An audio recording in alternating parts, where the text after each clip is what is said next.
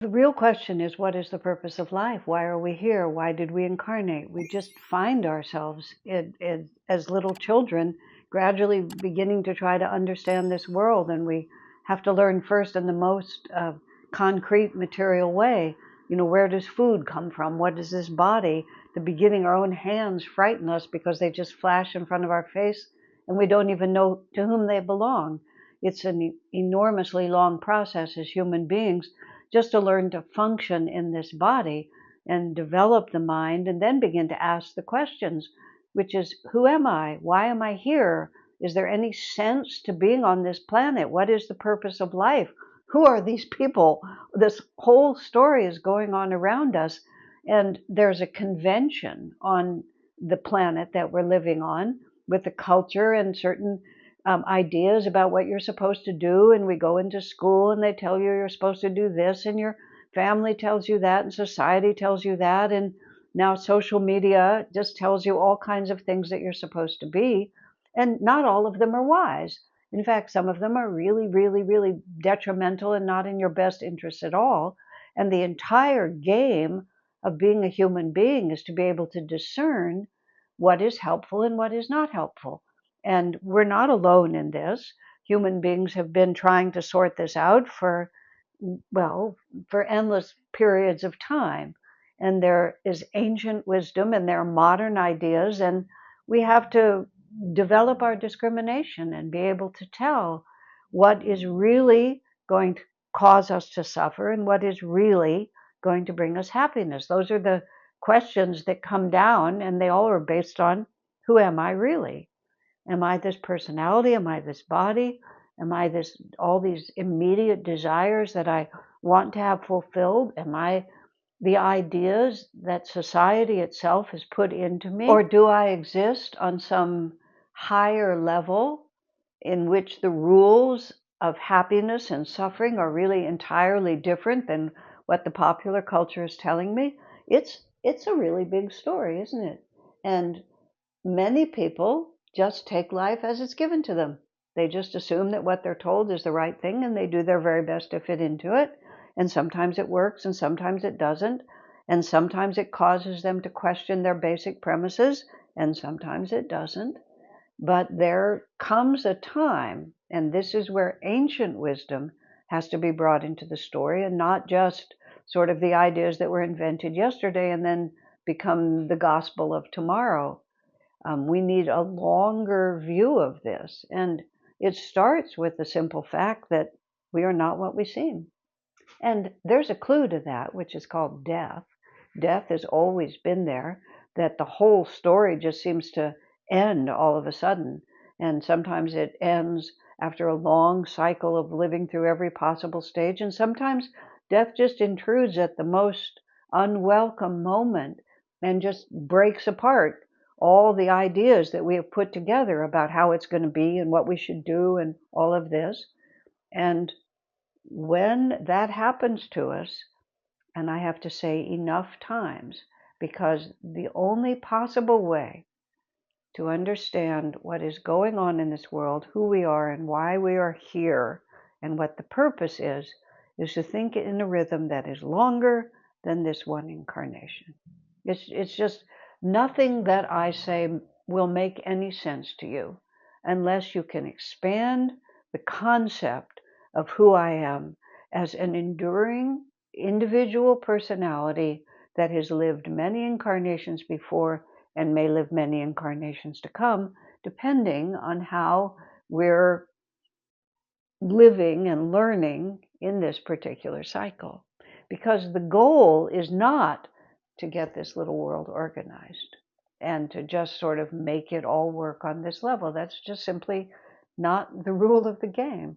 The game is our inner consciousness and the gradual awakening from a sense of limited material reality to an awareness of our actual eternal self as one with the divine.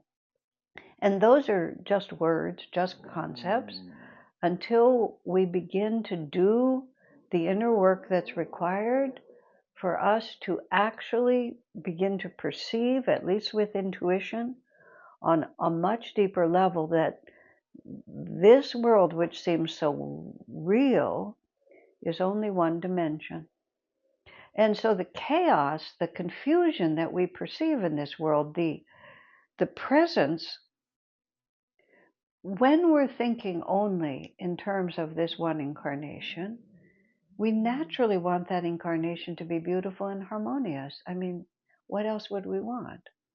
And it's very confusing to be on a planet like the planet we're on, in which there are so many different levels of awareness and so many different levels of self-evident goodness or self-evident evil. And all of those forces are pushing against each other. So either creation itself is nothing but chaos, or else there's some deeper plot going on here. I mean, just think about novels that you've read, or movies or television shows that you've seen, in which it looks a certain way at the beginning, but then gradually deeper motives, deeper levels of personality, deeper intentions are gradually revealed, and you realize that the first picture that you had was not the true picture because you didn't know enough to know what was really going on. That's exactly what we're living with on this planet.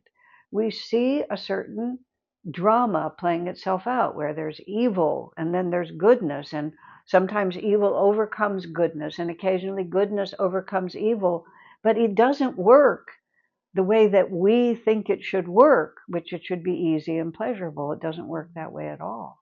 Sometimes you can't even tell what the intention is because we're looking at it in too short a time span and without an understanding of what it really means to play the game correctly and to reach the goal. Everything in creation is about awakening consciousness. The only reason that we incarnate in a physical body in a material world is to learn more about our own potential, and not just our potential for accomplishing and doing things in the world, but our actual potential to have access to infinite energy and to be able to choose perfect bliss. That's why we're here.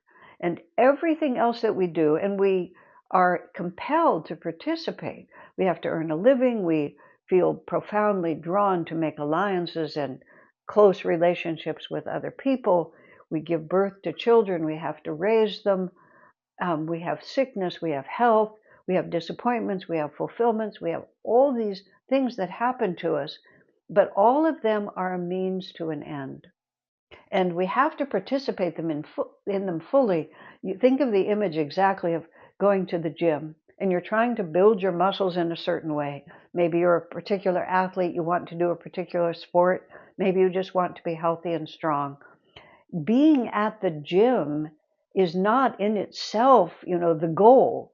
The goal is what happens when you participate in the exercises that you have access to when you're there. But if you don't participate in them, you don't get the strength that you need to use for the rest of your life.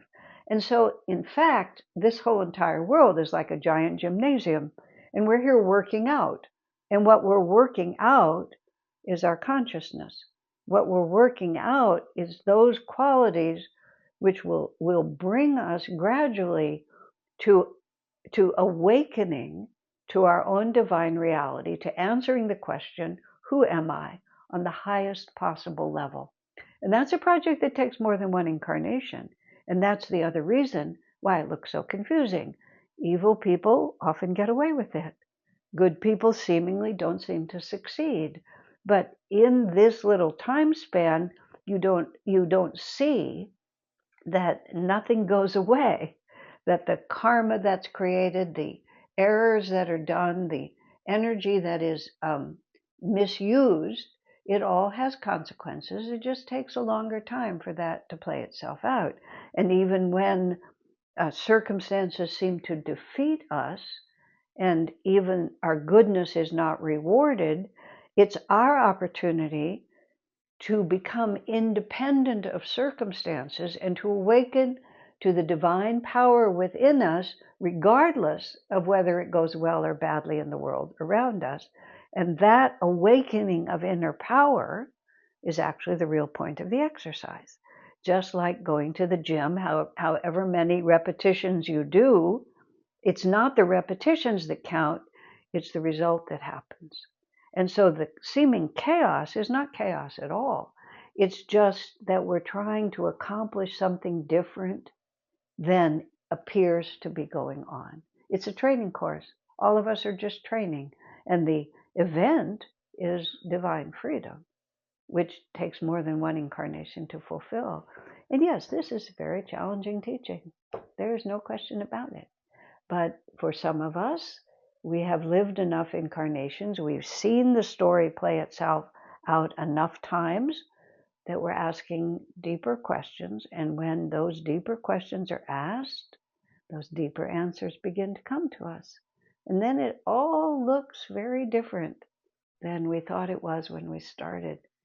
And there's this through line that we begin to see, that it's no longer chaos. It's a very direct line of Divine Mother taking us to freedom by the only route that we can go. And the whole story becomes still challenging, bear in mind, still even at times heartbreaking. It's not like it becomes easy, but it's no longer confusing. And that lack of confusion in itself changes everything.